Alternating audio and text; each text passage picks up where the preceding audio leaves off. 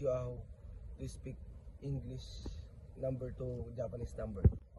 Okay, let's start in 0. 0 in Japanese is rei. And the next is number 1. Number 1 in Japanese is ichi. The next number is number 2. And the number 2 in Japanese word is ni. The next is number 3.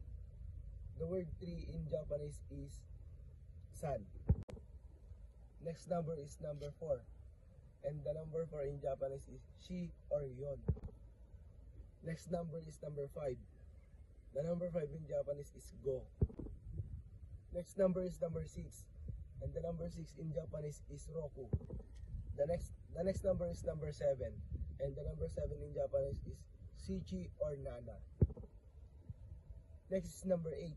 And number 8 in Japanese is hachi. Next is number 9. Number 9 in Japanese is ku or q. And last one is number 10. And the number 10 in Japanese is ju.